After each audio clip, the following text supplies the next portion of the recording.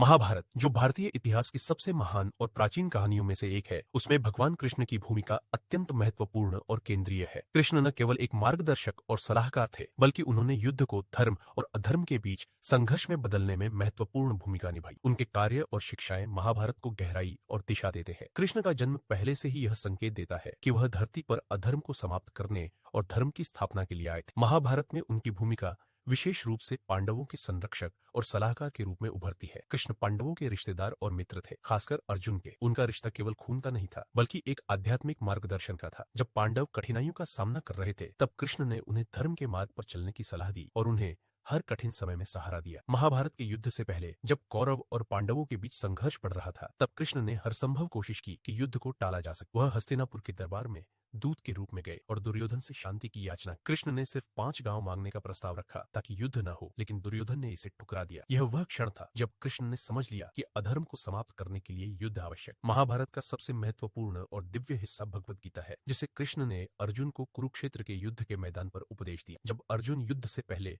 अपने कर्तव्यों और संबंधों को लेकर भ्रमित हो गया और युद्ध न लड़ने का निर्णय लिया, तब कृष्ण ने उसे आत्मज्ञान और कर्मयोग का उपदेश दिया। उन्होंने अर्जुन को सिखाया कि उसे अपने धर्म का पालन करते हुए निष्काम कर्म करना चाहिए और परिणामों की चिंता नहीं करनी चाहिए। गीता के इस ज्ञान ने न केवल अर्जुन को बल्कि संपूर्ण मानवता को जीवन और कर्तव्य का मार्ग दिखाया। महाभारत के युद्ध में कृष्ण ने न तो हथियार उठाए और न ही सीधे युद्ध लड़ा, लेकिन उन्होंने पांडवों की विजय में महत्वपूर्ण भूमिका निभाई। कृष्ण ने अर्जुन का सारथी बनकर युद्ध में उनकी सहायता की। युद्ध के दौरान कृष्ण ने अर्जुन को सही समय पर सही निर्णय लेने में मदद, जिससे पांडवों की जीत सुनिश्चित हो सके। कृष्ण हमेशा धर्म के पक्षधर। उन्होंने कई बार ऐसे निर्णय लिए जो अधर्म और अन्याय के खिलाफ। जब भी पांडवों या अन्य धर्मात्मा पात्रों को कठिनाई का सामना करना पड़ा, कृष्ण ने उन्हें धर्म का मार्ग दिया। चाहे वह भीम द्वारा दुशासन का वध हो या अर्जुन द्वारा कर्ण का अंत, हर घटना में कृष्ण की भूमिका धर्म की स्थापना के लिए। कर्ण, जो कि कौरवों की ओर से लड़ रहा था, उसे भी कृष्ण ने कई बार धर्म का पालन करने और युद्ध से पहले पांडवों का साथ देने का आग्रह, लेकिन कर्ण ने अपने वचन और मित्रता के कारण दुर्योधन का साथ नहीं छोड़ा। इसके बावजूद कृष्ण ने कर्ण को उसकी महानता